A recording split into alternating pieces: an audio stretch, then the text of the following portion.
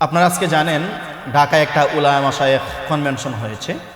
এটার উদ্দেশ্য ছিল ঈমান বিধ্বংসী হিজবুত তাওহীদ নিষিদ্ধ করা, ট্রান্সজেন্ডার যে শ্রম আইন পাস এটা বাতিল হওয়া। এই দুইটা উদ্দেশ্য আজকে উলামা মাশায়েখ কনভেনশন হয়েছে। কিন্তু আমার ব্যক্তিগত মতামত হলো এর ভিতরে কোনো একটা উদ্দেশ্য ছিল। উপরে লেভেল যদিও খাঁটি দুধ, কিন্তু ভিতরে এটা অন্য কোনো হারাম জাতীয় জিনিস ছিল বা নিষিদ্ধ জিনিস কোনো একটা সন্দেহ ছিল আমার ব্যক্তিগত মতামতে। আজকে অনেকেই তো বক্তৃতা দিচ্ছেন এই উলামা মাশায়েখ কনভেনশন। কয়জনে হিজবুত তাওহীদকে নিয়ে বক্তৃতা দিলেন? এখানে কিন্তু বিষয়টা নির্ধারিত, দুইটা বিষয়, ট্রান্সজেন্ডার এবং হিজবুত তাওহীদ।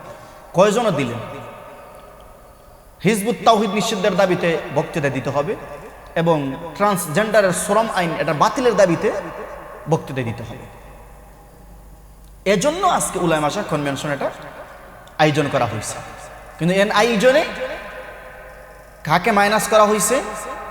শায়খুল হাদিসকে। আমি আমার ব্যক্তিগত মতামত থেকে বলি, এটা যদিও হিজবুত তাওহীদ নিষিদ্ধের একটা দাবি এবং ট্রান্সজেন্ডার শ্রম আইন বাতিলের একটা দাবির উদ্দেশ্যে উলামা মাশায়েখ কনভেনশন, কিন্তু এখানে মামুন টেকাও একটা উদ্দেশ্য আছে। শায়খুল হাদিস ইবনে শায়খুল হাদিস আল্লামা মামুনুল হককে টেকাও, খেলাফত মজলিসকে টেকাও।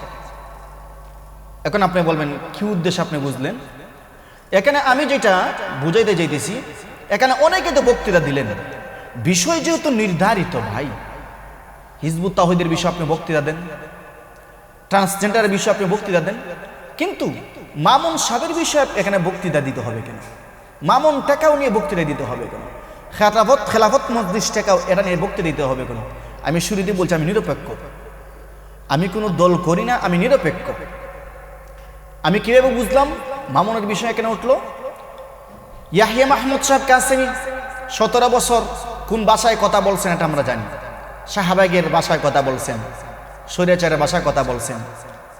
কার আঁচলের নিচে ছিলেন এই 17 বছর, কোন ভাষায় কথা বলছেন এটা আমরা জানি, আমরা বলি না, ইতিহাস বলি নাই। উনি বললেন কবি মাদ্রাসার শায়খুল হাদিস, কিন্তু কথা বলে মওদুদির ভাষায়। কাকে ইঙ্গিত করলেন? মামুন সাহেবকে, খেলাফত মজলিসের আমির সাহেবকে। অলিপুরি সাহেব কিছু মানুষের কারণে কওমি মাদ্রাসার ছাত্ররা আকীদা মানহাজ বিসর্জন দিচ্ছে, কাকে ইঙ্গিত করলেন? মামুন সাহেবকে।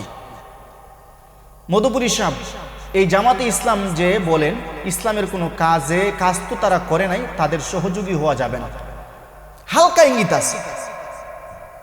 এইটা যদিও ডাইরেক্ট হালকা ইঙ্গিত, সহযোগী হওয়া যাবে না মানে এটা উপদেশমূলক একটা শব্দ, এখানে এটা মানা যায়। মহাসচিব সাহেব আল্লামা পীর সাহেব যিনি এটা আয়োজন আছে করলেন, উনি বললেন আমি সরাসরি বলেছি তাদের ফিরে আসো, আপনাদের কারণে ঘরের শৃঙ্খলা নষ্ট হচ্ছে। কারা ইঙ্গিত করলেন? মামুন সাহেবকে। মহাসচিব সাহেব হেফাজতের বাতিল তো বাতিলই, তাদের যারা সহযোগী তারাও বাতিল। আপনারা বুঝলেন তো? আর তো বুঝার কিছু বাকি নেই এখানে, কাকে ইঙ্গিত করলেন। অথচ এই আব্দুল্লাহ ওয়াল সাহেব আজকের এই উলামা মাশায়েখ জাতীয় কনভেনশনের উনি সব কিছু আঞ্জাম দিলেন।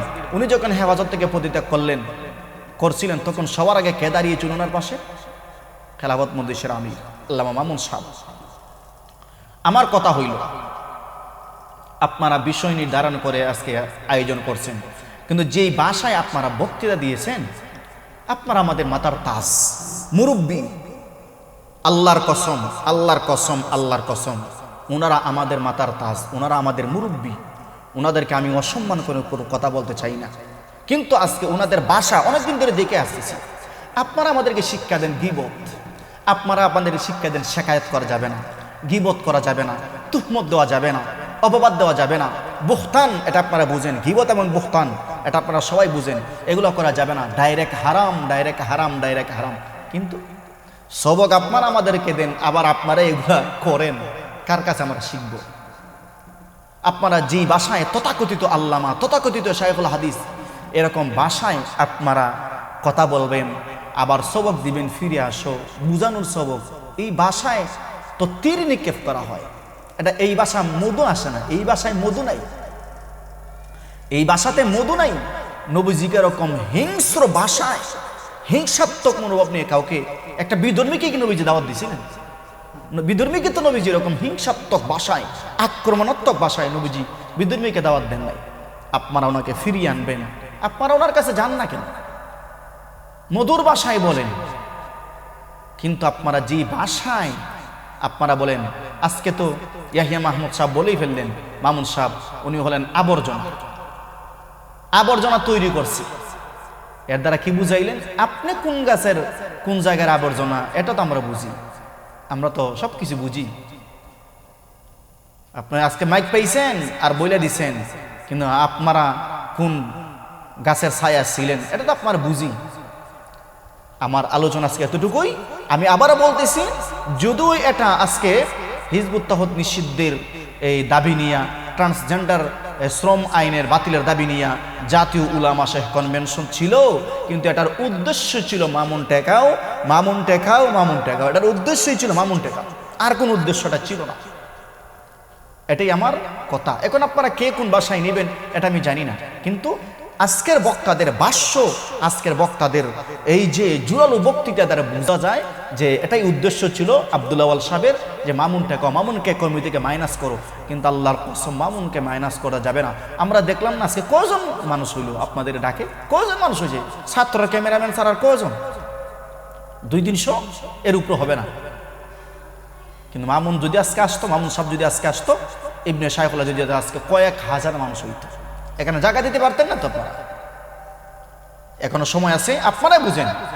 আপনাদের কথাবার্তায় যেন কৌমি অঙ্গনে ফাটল সৃষ্টি না হয়। আপনাদের কথাবার্তার মধ্যে দিয়ে ফাটল সৃষ্টি হচ্ছে। যেই বাসায় আপনারা ওনাকে কাছে টানবেন, কিন্তু এই বাসা দিয়ে তারা দূরে টেলে দিতেছেন। আপনারা আবর্জনা হিসাবে আপনারা বলতেছেন, এরপর তথাকথিত আল্লামা বলতেছেন, তথাকথিত শাইখুল হাদিস বলতেছেন, সরাসরি আপনারা এফেক্ট করতেছেন।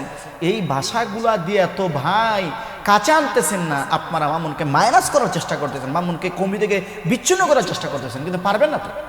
আল্লাহ আছে, পারবেন না। আসসালামু আলাইকুম ওয়া রাহমাতুল্লাহি ওয়া বারাকাতুহু।